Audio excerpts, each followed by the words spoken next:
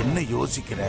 வகையாளி குடும்பத்தை உறவாடி கெடுக்கணும்னு சொல்லியிருக்கல, அதுதான் நான் சொன்னது. நல்ல ஞாபகம் இருக்கட்டும். என்ன புரிஞ்சுதா? இங்க பாரு, தண்ணியில மண்ணெண்ணெய் கலந்து நீ வச்சிரு, மத்ததெல்லாம் நான் பாத்துக்கிறேன். இந்த விளக்கு பூஜையை காரணமா வச்சு அவளை நான் உயிரோட எரிச்சிடுறேன்.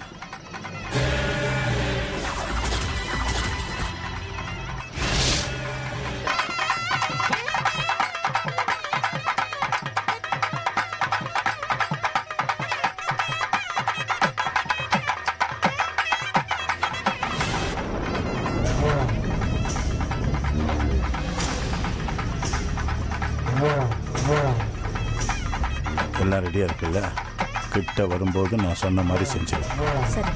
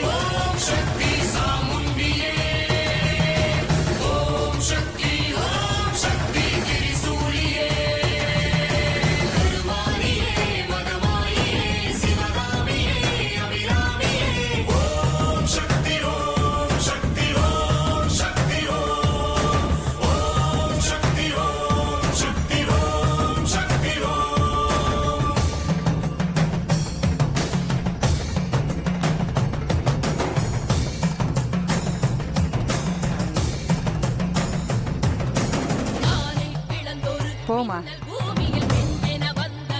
விளக்க பார்த்து எடுத்துக்கலாம்.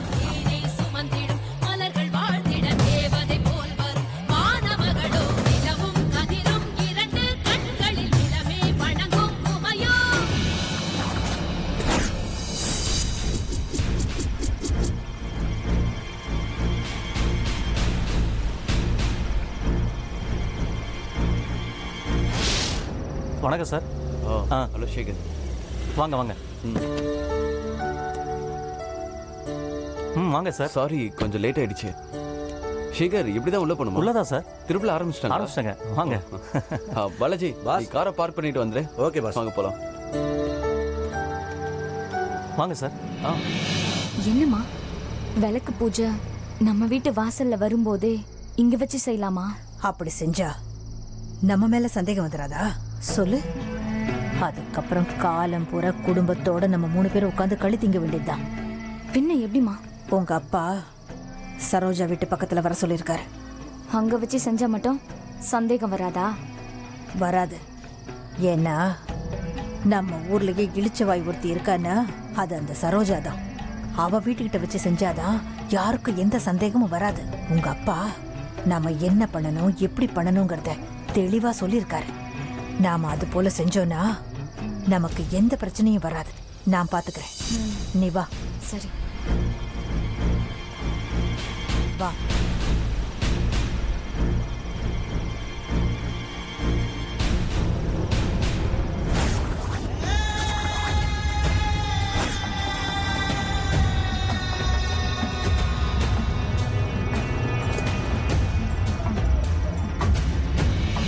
திருவிழா சூப்பரா சார், இருக்கு. நீங்க இந்த திருவிழாவை பார்க்க தானே போறீங்க?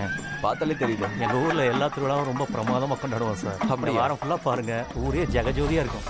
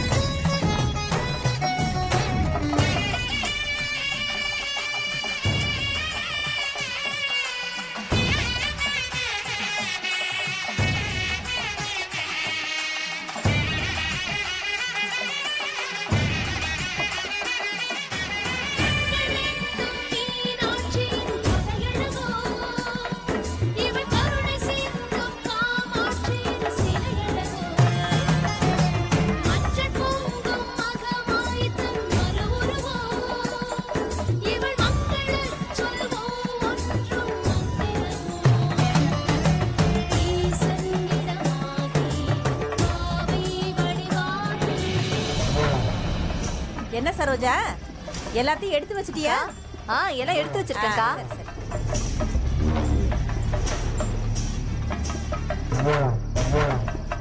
பாஸ் ஊரே களை கட்டுதே பாஸ். ஹாய். எங்க போனாலும் உங்களை விட மாட்டேன்றாலே பாஸ். என்ன பாஸ் பண்றது? நிஜமாவே வந்துட்டீங்களா?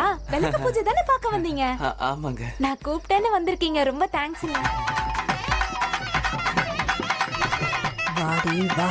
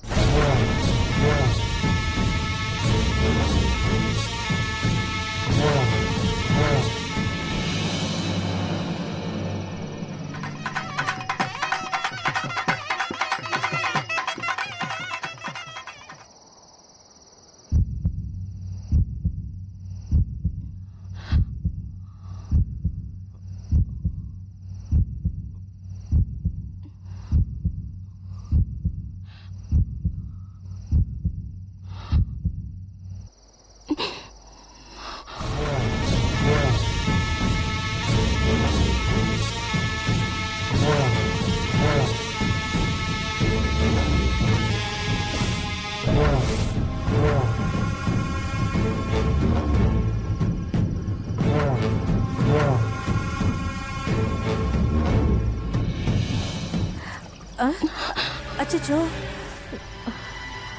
என்னக்கா? கவனிக்கலம்மா, மன்னிச்சுக்க. கவனமா இருக்க வேணாமா? பார்க்கலங்க.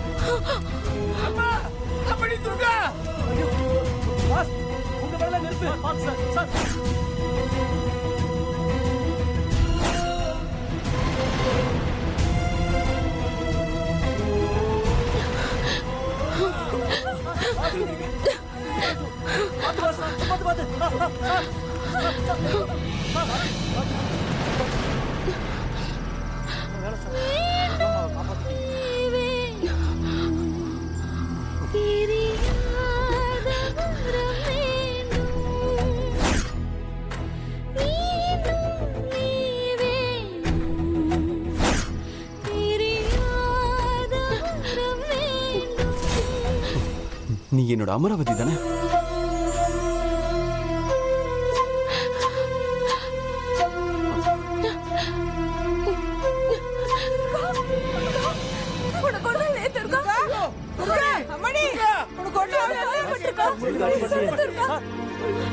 பார்த்து குடிப்போம்.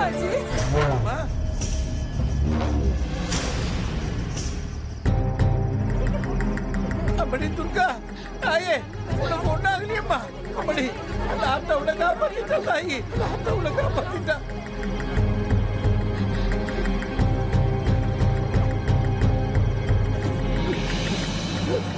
தம்பி நீ என் பொண்ணு துர்காவை மட்டும் காப்பாத்தலப்பா, எங்க கொலசாமியே காப்பாத்திருக்க ஐயா.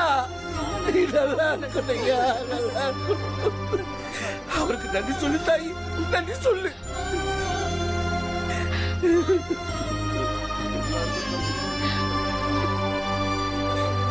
எங்க குலதெய்வத்தை காப்பாத்திட்டப்பா, ரொம்ப நன்றி தம்பி. உங்களுக்கு எங்க ஊர் ஜனமே நன்றி சொல்ல கடமைப்பட்டிருக்குப்பா. அந்த ஆத்தா தான்ப்பா ஒரு ரூபத்துல அனுப்பி வச்சிருக்கா. ரொம்ப நன்றி தம்பி, நன்றி தம்பி. இந்த உதவியை மறக்க மாட்டோம்ப்பா.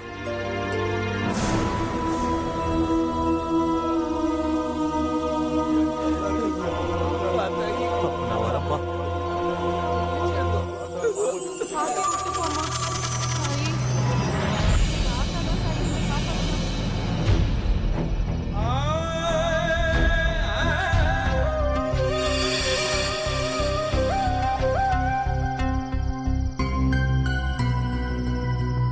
துர்கா, என்னைக்கா இருந்தாலும் என் கையால தான் உன கழிவு.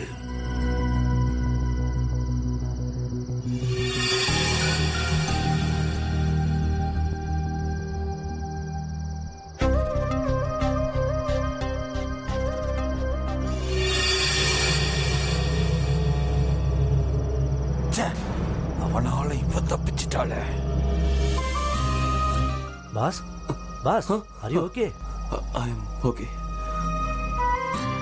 பாஸ் இந்த மாதிரி டக்கு டக்குன்னு எதுவும் பண்ணாதீங்க பாஸ். பீரி ஆகுதா இல்லையா? அப்படிலாம் ஒண்ணும் இல்லை பாலாஜி. என்னமோ போங்க, வர வர உங்க போக்கே சரியில்லை. சார் அது சரி. எப்படி சார் எப்பவும் யாரையாவது காப்பாத்திட்டே இருக்கீங்க? ஆ, அன்னைக்கு தண்ணியில குதிச்சு காப்பாத்துனீங்க, இன்னைக்கு நெருப்புல பூந்து காப்பாத்துறீங்க. உண்மையிலேயே நீங்க ரொம்ப சூப்பர் சார். உங்களுக்கு ஒண்ணும் ஆகலல்ல சார்?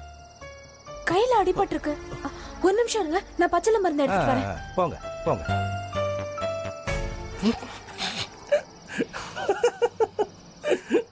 இப்ப எதுக்கு சிரிக்கிற பாலாஜி? இல்ல பாஸ், இப்ப அந்த பொண்ணு உள்ள போயிட்டு மருந்து எடுத்துட்டு வந்து உங்க கைய பிடிச்சு சார் மருந்து தடவட்டுமா அப்படின்னு அக்கறையா கேப்பா. அப்படியே தடவிட்டு உங்களை ஒரு காதல் பார்வை பாப்பா பாருங்க. அத நினைச்சா பாலாஜி ப்ளீஸ், இதுக்கு மேல எதுவும் பேசாத. ம், என்னால இமேஜின் பண்ண முடியல. அவ வரத்துக்குள்ள இங்கிருந்து போயிடலாம். சார் ம். வாங்க சார் போலாம். வாங்க. போங்க பாஸ், ம். போங்க.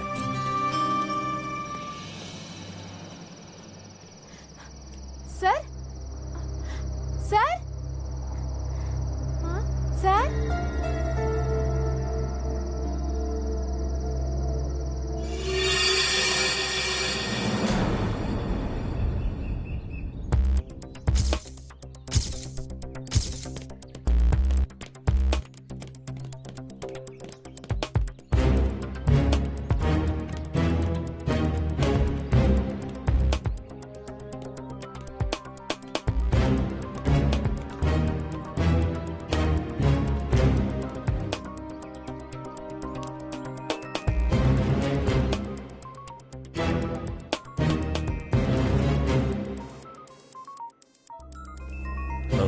மேடம்,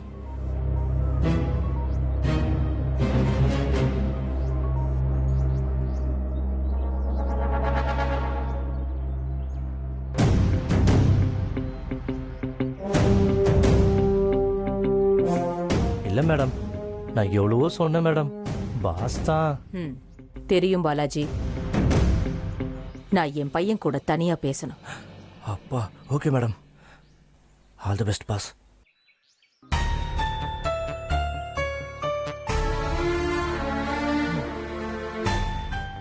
நீ என்ன நிஜ ஹீரோவா?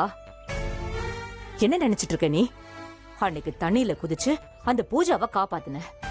சரி, உனக்கு நீச்சல் தெரியும், நீ காப்பாத்துன, ஓகே. இப்ப என்னடான்னா நெருப்புல குதிச்சு ஏதோ ஒரு பொண்ணை காப்பாத்தி இருக்க. நெருப்புல குதிக்கிறதுக்கு நீ என்ன ஃபயர் ஃபைட்டரா? இல்லம்மா, அந்த நேரத்துல அந்த பொண்ணுக்கு பேசாத, எதுவும் பேசாத. வர வர உனக்கு உன் அம்மாவையே மறந்து போச்சு. மா என்னம்மா? பின்ன எனக்குன்னு இருக்கிறது என் பையன் நீ ஒருத்தந்தா. அவளை காப்பாத்த போய் உனக்கு ஏதாவது ஆயிருந்தா? மா அதான் ஒண்ணும் ஆகல. இது பாருங்க, நான் நல்லா தான் இருக்கேன் பாருங்க.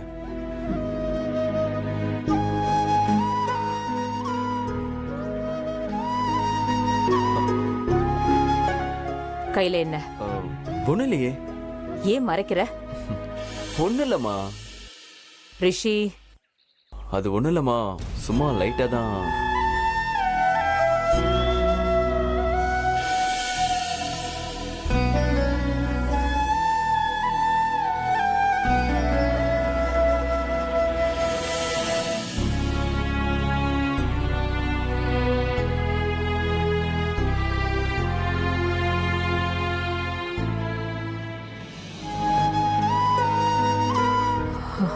ரிஷி, நீ ரொம்ப விளையாட்டு பையனா இருக்க. இன்னும் எவ்வளவு நாளைக்கு தான் இப்படி இருக்க போற? உனக்கு கல்யாணம் ஆக போகுது. கொஞ்சம் கூட பொறுப்பே இல்லாம எப்ப பார்த்தாலும் மத்தவங்கள பத்தி யோசிச்சுட்டு இருக்க. ஏன் இப்படி? இனிமே இப்படி எல்லாம் பண்ணாத. தயவு செஞ்சு ஃபியூச்சரை பத்தி மட்டும் யோசி. ஃபியூச்சரா? உன்னோட ஃபியூச்சரை தான் சொல்றேன். என்னோட ஃபியூச்சரா? அதை நினைச்சா எனக்கு ரொம்ப கன்ஃபியூஸ்டா இருக்குமா. ஏண்டா திடீர்னு கன்ஃபியூஷன்? உன்னோட இஷ்டப்படியே நீ ஹீரோவா நடிக்க ஆரம்பிச்சிட்ட. மதுவை கல்யாணம் பண்ணிக்க போற. லைஃப்ல அடுத்த ஸ்டெப் எடுத்து வைக்க போற. எல்லாமே நல்லா தானே போயிட்டு இருக்கு. அப்புறம் என்ன? அத பத்தி இல்லம்மா, இது வேற ஒரு சந்தேகம். என்ன? இந்த பூர்வ ஜென்மத்தை பத்திலாம் என்ன நினைக்கிறீங்க? பூர்வ ஜென்மமா? என்ன சம்பந்தமே இல்லாம. பரவாயில்ல, சொல்லுமா.